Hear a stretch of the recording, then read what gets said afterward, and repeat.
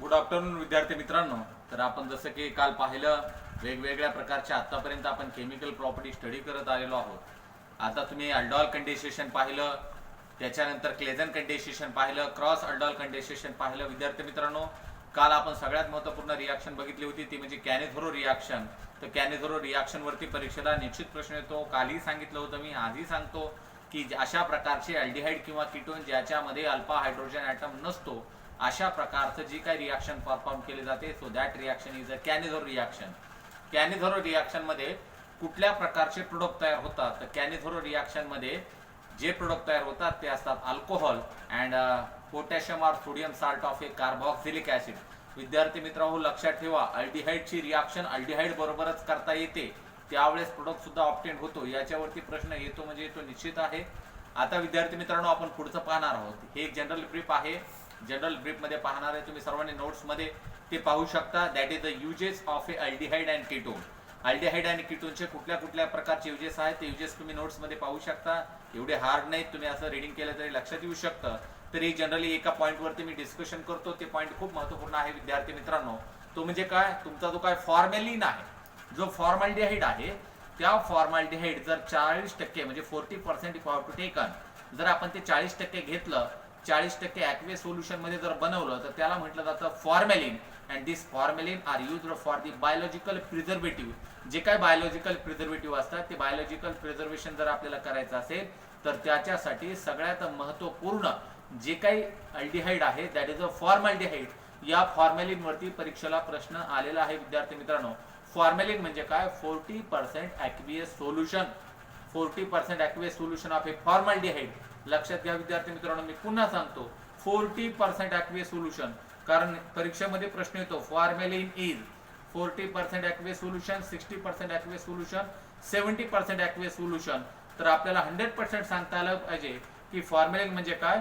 40% aqueous solution of फॉर्मॅल्डिहाइड. असा प्रश्न परीक्षेमध्ये विचारतात, तर ते आपल्याला सांगता आलं पाहिजे विद्यार्थी मित्रांनो. खूप महत्त्वपूर्ण आहे, अभ्यासाच्या दृष्टीने महत्त्वपूर्ण आहे. मग बाकी आणखी वेगवेगळ्या प्रकारचे जे काही अल्डिहाइड आहेत किंवा कीटोन आहेत, त्याचा सुद्धा जसं बेन्झाल्डिहाइड आहे विद्यार्थी मित्रांनो. बेन्झाल्डिहाइड जे काही आहे ते बेन्झाल्डिहाइडचा वापर आपण परफ्यूम इंडस्ट्रीमध्ये सुद्धा करू शकतो. तर तुम्ही जनरली ते आता स्टडी करा, त्याच्यामध्ये तुम्ही ते पहा. आणि याच्या ब्रीफ अल्डिहाइड आणि कीटोनचं जे पुढचा आपला पार्ट आहे कार्बॉक्सिलिक ऍसिड, या बीटला आपल्याला सुरुवात करायची आहे. पण त्याच्या आधी मला जो पॉइंट एक्सप्लेन करायचा होता तो म्हणजे असा की युजेस ऑफ अल्डिहाइड आणि कीटोन. तर तुम्ही ते जनरली बघणार, त्याच्यामध्ये काही अडचण नाही, तुम्ही नोट्स मध्ये पाहू शकता. जनरली त्याचे वेगवेगळ्या प्रकारचे आपल्या दैनंदिन जीवनामध्ये त्याचे वेगवेगळ्या प्रकारचे उपयोग आहेत, तुम्ही ते पाहू शकता.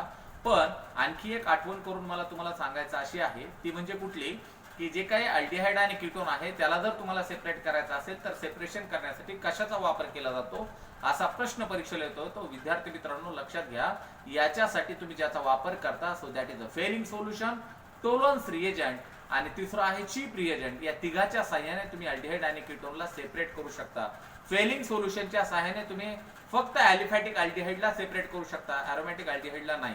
मग याच्यामध्ये लक्षात घ्या विद्यार्थी मित्रांनो, या तिघाच्याही साह्याने फेलिंग सोल्युशन, टोलन्स रिएजंट आणि चीप रिएजंट, या तिघाच्याही साह्याने तुम्ही अल्डिहाइड आणि कीटोनला सेपरेट करू शकता. हे तुम्हाला काळजीपूर्वक वाचायचं आहे. मी याच्याबद्दलचं जे काही लेक्चर आहे ते झूम वरती पण घेणार होतो, झूम ॲपवरती विद्यार्थी मित्रांनो. पण झूम ॲपवरती तुमचा खूप त्याच्यामध्ये डाटा जाऊ शकतो, म्हणून या लेक्चरच्या सहाय्याने अशा प्रकारे युट्यूबवर तुम्ही लेक्चर पाहू शकता आणि तुम्ही खूप चांगल्या प्रकारे काळजीपूर्वक ते समजून पण घेऊ शकता. आणि त्याचे जे असाइनमेंट आहे ते असाइनमेंट मी जनरली तुम्हाला व्हॉट्सअपवरती सेंड करतो, तुम्ही ते सोडवता. पण इट इज गुड प्रॅक्टिस, अभ्यासाशी करंट राहण्याची गुड मेथड आहे. याच्याबद्दलचे कुठल्या प्रकारचे प्रश्न परीक्षेला विचारलेले आहेत हे जनरली विद्यार्थी मित्रांनो तुम्ही नोट्स मध्ये जे काही क्वेश्चन आहे त्या क्वेश्चन वरून समजून घेऊ शकता. आता आजच्या बीटला मला सुरुवात करायचं आहे, ते म्हणजे कार्बॉक्सिलिक ऍसिड. तर आजच्या बीटला आपण सुरुवात करतो विद्यार्थी मित्रांनो. तर आज मी त्या ठिकाणी कार्बॉक्सिलिक ऍसिड बद्दल सांगणार आहे. तुम्ही आता एकदम काळजीपूर्वक ऐकायचं. तर विद्यार्थी मित्रांनो, जे काही कार्बॉक्सिलिक ऍसिड आहेत, कार्बॉक्सिलिक ऍसिड म्हणजे नेमकं काय? Organic compound. हा एक ऑर्गॅनिक कंपाऊंड आहे ज्याचा फंक्शनल ग्रुप आहे dash C double bond O O H. आता अशा प्रकारचे जे काही ऑर्गॅनिक कंपाऊंड असतात ज्याच्यामध्ये कार्बॉक्सिलिक ऍसिड हा फंक्शनल ग्रुप असतो. मग कार्बॉक्सिलिक ऍसिडचा फंक्शनल ग्रुप कोणता आहे? Dash C double bond O dash H. मग हा जो काही तुमचा कार्बॉक्सिलिक ऍसिड आहे त्या कार्बोक्सिलिक ऍसिड बद्दल आता मी डिटेल एक्सप्लेनेशन लिहितो, तुम्हाला लक्षात येईल की कार्बोक्सिलिक ऍसिड किती प्रकारचे असतात. तर विद्यार्थी मित्रांनो ते आता मी या ठिकाणी लिहितो, तुम्ही सर्वांनी काळजीपूर्वक पहा.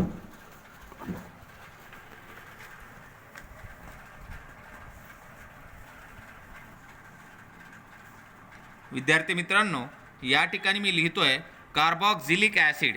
Carboxylic acid is a very important point. विद्यार्थी मित्रांनो हा जो काही कार्बोक्सिलिक ऍसिड आहे जनरली असं त्याचं एक डेरिव्हेशन किंवा याच्यापासून डिराइव्ड केलंय असं म्हणता येणार नाही, पण 100% आपण सांगू शकतो की तुमचा जो काही हायड्रोकार्बन आहे, जो काही तुमचा अल्केन आहे, त्या अल्केनमधला हा जो काही H आहे तो H आपण COOH ने रिप्लेस करू शकतो. पण या ठिकाणी महत्त्वपूर्ण गोष्ट अशी आहे की हा जो काही R आहे, this R may be a alkyl, this R may be a hydrogen and this R may be a aryl. हा तुमचा अल्किल असू शकतो, हा हायड्रोजन असू शकतो किंवा हा अरिल असू शकतो. हा जो काही R आहे या तिघापैकी कोणताही असू शकतो. विद्यार्थी मित्रांनो हा जो कार्बोक्सिलिक ऍसिड आहे विद्यार्थी मित्रांनो, carboxylic acid are mainly classified into 2 types. या कार्बोक्सिलिक ऍसिडचं विद्यार्थी मित्रांनो 2 भागामध्ये क्लासिफिकेशन होतं. One is a aliphatic carboxylic acid, aliphatic carboxylic acid, आणि दुसरा आहे विद्यार्थी मित्रांनो aromatic carboxylic acid, aromatic carboxylic acid. मग प्रश्न असा आहे ॲलिफॅटिक कार्बोक्सिलिक ऍसिड म्हणजे काय आणि ॲरोमॅटिक कार्बोक्सिलिक ऍसिड म्हणजे काय. तर विद्यार्थी मित्रांनो हा जो काय ॲलिफॅटिक कार्बोक्सिलिक ऍसिड आहे तो ॲलिफॅटिक कार्बोक्सिलिक ऍसिड म्हणजे काय, अशा प्रकारचा हायड्रोकार्बन ज्याला 1 किंवा 2 तुमचे जे काय कार्बोक्सिलिक हे फंक्शनल ग्रुप त्याला अटॅच असतील. मग एक अटॅच असेल तर त्याला आपण विद्यार्थी मित्रांनो म्हणू शकतो मोनो कार्बोक्सिलिक ऍसिड. लक्षात घ्या महत्त्वपूर्ण आहे. आणि दुसरा आहे डाय कार्बोक्सिलिक ऍसिड. याच्यामध्ये ट्राय कार्बोक्सिलिक ऍसिड सुद्धा असतात विद्यार्थी मित्रांनो. It is also a try carboxylic acid, tri carboxylic acid. आता मी काय सांगितलं कार्बोक्सिलिक ऍसिड म्हणजे काय, the organic compound which contain dash CO as a functional group that is called as a carboxylic acid. मग आता हा जो काय कार्बोक्सिलिक ऍसिड आहे तो कार्बोक्सिलिक ऍसिड पुन्हा 2 भागामध्ये क्लासिफाईड केला. एक आहे ॲलिफॅटिक कार्बोक्सिलिक ऍसिड आणि दुसरा आहे ॲरोमॅटिक कार्बोक्सिलिक ऍसिड. हा जो ॲलिफॅटिक कार्बोक्सिलिक ऍसिड आहे विद्यार्थी मित्रांनो, ॲलिफॅटिक कार्बोक्सिलिक ऍसिड म्हणजे काय की तुमचा जो काय कार्बोक्सिलिक ग्रुप आहे, हा जो कार्बोक्सिलिक फंक्शनल ग्रुप आहे, it is attach to aliphatic carbon atom. आणि याच्यामध्ये ॲरोमॅटिक कार्बोक्सिलिक ऍसिड म्हणजे काय, the carboxylic as a functional group are attach to aromatic carbon atom that is called as a aromatic carboxylic acid.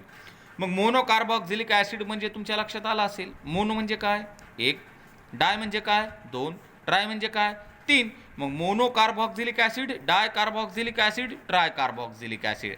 तर याच्यावरती तुम्हाला परीक्षेला सुद्धा प्रश्न विचारला जाऊ शकतो. विद्यार्थी मित्रांनो मी असा लिहितो RC=OOH, it is called as mono. दुसरं एक एक्झाम्पल घेतो विद्यार्थी मित्रांनो, ते पण सिंपल आहे. It is called as a di carboxylic acid which is called as a malonic acid. त्याच्यानंतर तिसरा विद्यार्थी मित्रांनो मी या ठिकाणी लिहितो तो म्हणजे कुठला ते पण तुम्ही पहा. विद्यार्थी मित्रांनो आणखीन एक, this is called as a citric acid, याला आपण सिट्रिक ऍसिड असं म्हणतो. विद्यार्थी मित्रांनो हा आहे तुमचा ट्राय कार्बोक्सिलिक ऍसिड. हा काय आहे विद्यार्थी मित्रांनो, ट्राय कार्बोक्सिलिक ऍसिड.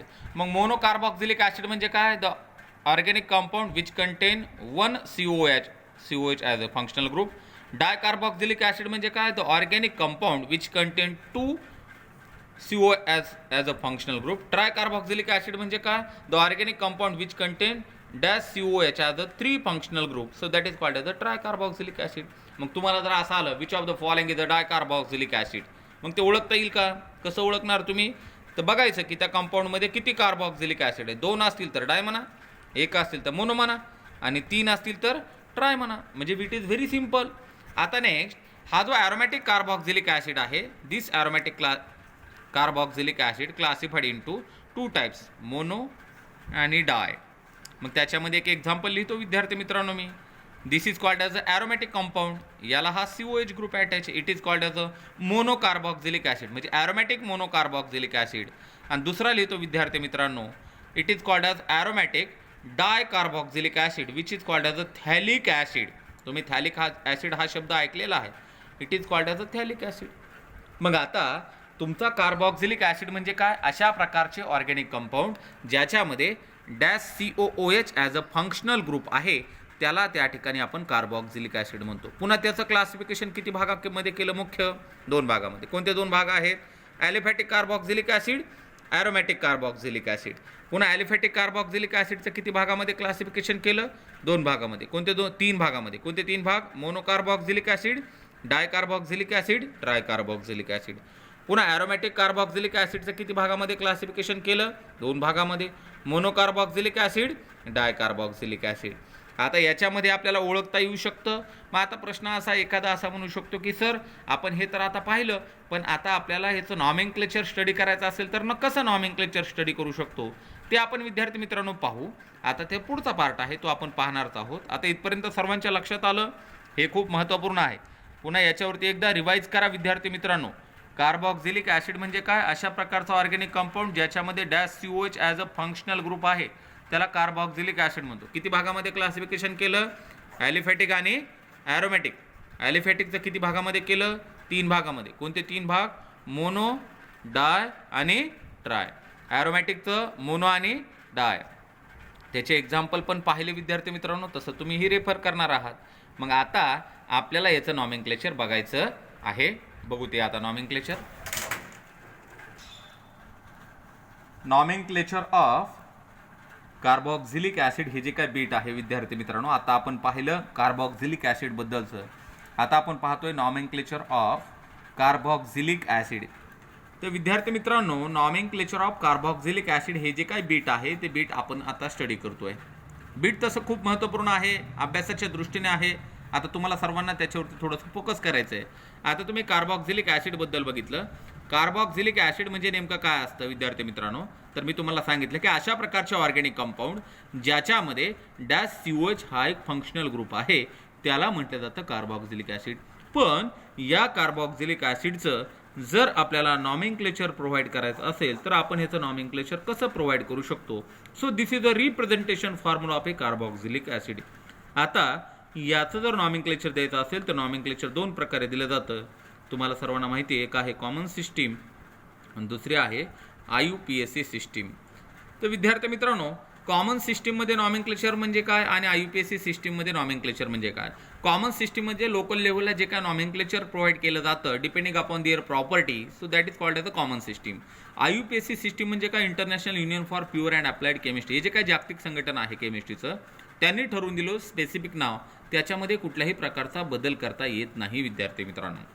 तर कॉमन सिस्टीममध्ये डिपेंडिंग अपॉन दी कंपाऊंड, जसं उदाहरणार्थ मी एक कंपाऊंड या ठिकाणी घेतो, तुम्हाला माहितीच तो CH3 CH2 CH2 COOH. आता it is called as a ब्युटेरिक acid. आता याला एक कॉमन सिस्टीममध्ये नाव दिलं जातं विद्यार्थी मित्रांनो, ब्युटेरिक ॲसिड. तर याला ब्युटेरिक ॲसिड असं म्हटलं जातं. मग ब्युटेरिक ॲसिड का बरं म्हणतात? Because it is obtain from A butter. याला कशापासून ऑब्टेन केलं विद्यार्थी मित्रांनो? बटरपासून. मग बटरपासून ऑब्टेन केलं म्हणून याला म्हटलं जातं ब्युटेरिक ॲसिड. मग कशापासून ते डिराइव्ड केले त्याच्यानुसार याला नॉमेनक्लेचर प्रोव्हाइड केलं जातं. जसं उदाहरणार्थ विद्यार्थी मित्रांनो, CH3COH it is called as a acetic acid. याला काय म्हणतो आपण? ॲसिटिक ॲसिड असं म्हणतो. विद्यार्थी मित्रांनो, CH3 CH2 CH2 CH2 CH2 COOH 1 2 3 4 5 आणि 6 कार्बन ॲटम आहेत. So it is called as a caproic acid. ह्याला काय म्हणतो मग आपण? कॅप्रोइक ॲसिड असं म्हणतो. मग हे कॅप्रोइक ॲसिड कशामुळे म्हटलं जातं? Because it is obtain from a goat. जे काही शेळी आहे, शेळीच्या दुधामध्ये जे काय असतं that is a caproic acid. तर याच्यामध्ये सुद्धा तुम्हाला अशा प्रकारचं हे कॉमन सिस्टीममधलं नॉमेनक्लेचर आहे. पण आपल्याला परीक्षेमध्ये जे विचारलं जातं, so that is a IUPAC system. IUPAC सिस्टीममध्ये तुम्हाला नॉमेनक्लेचर माहिती पाहिजे आणि त्याच्यावरती परीक्षेला येतं. मग IUPAC सिस्टीममध्ये नॉमेनक्लेचर कसं प्रोव्हाइड करायचं हे तुम्ही ऑलरेडी बघितलेलं आहे. आपण पुन्हा पुन्हा तेच वारंवार पाहतो आहोत. पण तरीही बघा विद्यार्थी मित्रांनो, IUPAC सिस्टीममध्ये नॉमेनक्लेचर कसं प्रोव्हाइड केलं जातं, तर त्याच्यामध्ये जो पॅरंट अल्केन आहे तो बघायचा. कोण आहे? 1 2 3 4 5 6 7 8 9. समजा 5 कार्बन ॲटम असतील तर अल्केन कोणता झाला? पेंटेन. बरोबर. उदाहरणार्थ घेऊ आपण विद्यार्थी मित्रांनो पेंटेन.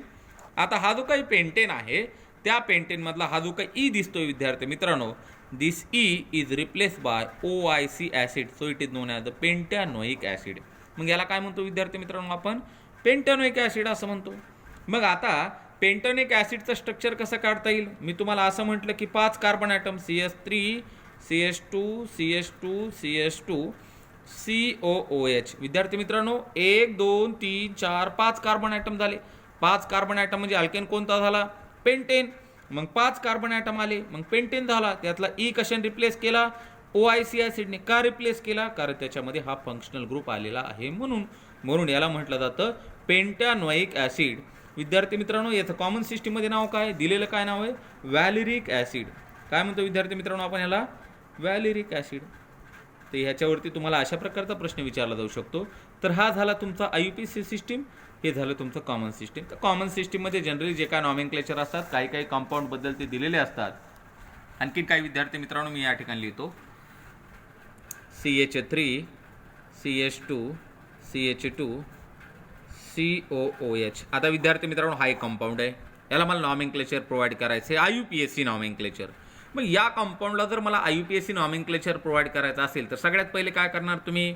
याच्यामध्ये नंबर ऑफ कार्बन ॲटम मोजणार. कुठून मोजणार कार्बन ॲटम? या ठिकाणी 1 2 3 4. किती कार्बन ॲटम झाले? 4. अल्केन कोणता झाला मग? ब्युटेन. आता ई कशाने रिप्लेस करणार? OIC ॲसिडने. का रिप्लेस करणार? कारण हा फंक्शनल ग्रुप आलेला आहे म्हणून. मग याला काय म्हटलं जातं? Butanoic acid. त्यातला ब्युटेनमधला ई रिप्लेस केला OIC ॲसिडने. So hence it becomes butanoic acid. Common सिस्टीममध्ये काय नाव विद्यार्थी मित्रांनो ह्याचं? Butyric acid. ते पण आपल्याला माहिती असावं, कमीत कमी 5-6 कार्बन ॲटमपर्यंत आपल्याला त्याची माहिती असावं म्हणून ते लक्षात घे. या ठिकाणी हा झाला कंपाऊंड. विद्यार्थी मित्रांनो आणखी एक लिहितो CH3 COH. आता हा तर तुम्हाला सर्वांना माहिती आहे. किती कार्बन ॲटम आहे त्याच्यात? 2. 1 आणि 2. 1 2. 2 कार्बन ॲटम म्हणजे अल्केन कोणता? इथेन. ई कशाने रिप्लेस करणार? OIC ॲसिडने. काय बनेल तो? इथॅनोइक ॲसिड. याचं कॉमन सिस्टीममध्ये नाव काय आहे? Acetic acid. ठीक आहे.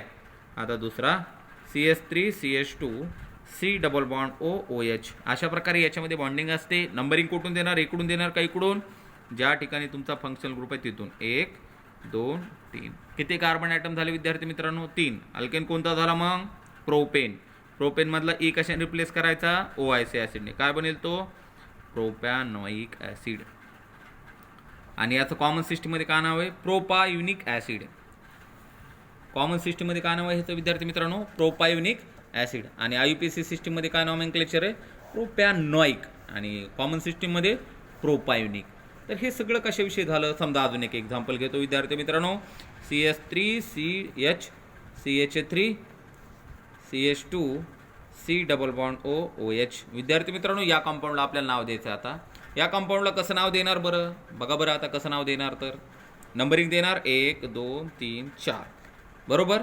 आधी कॉमन सिस्टीममध्ये बघू विद्यार्थी मित्रांनो किती नॉमेनक्लेचर आहे. तर बघा total carbon atom 1 2 3 4 5. 5 carbon atom असेल तर त्याला आपण काय म्हणतो? Valeric acid. आणि सेकंडरी कार्बन ॲटमवरती प्रेझेंट आहे म्हणून ह्याला काय म्हणायचं? Isovaleric acid. Isovaleric acid. आता IUPAC सिस्टीममध्ये कसं नॉमेनक्लेचर देणार? 1 2 3 4. तिसऱ्या पोझिशनला मिथिल आहे. काय म्हणणार मग विद्यार्थी मित्रांनो? 3 मिथिल ब्युटॅनोइक ॲसिड. लक्षात आलं तुमच्या सर्वांच्या? 3 मिथिल ब्युटॅनोइक ॲसिड का बरं दिलं? 1 2 3. तिसऱ्या पोझिशनला मिथिल आहे म्हणून म्हणायचं 3 मिथिल. 4 कार्बन ॲटम आहेत म्हणून ब्युटेन. ई रिप्लेस करणार OIC ॲसिडने म्हणून ह्याला काय म्हणायचं? 3 मिथिल ब्युटॅनोइक ॲसिड. हे झालं हे नॉमेनक्लेचर. चला आणखीन एक घेतो आता मी. विद्यार्थी मित्रांनो लक्ष द्या सर्वांनी.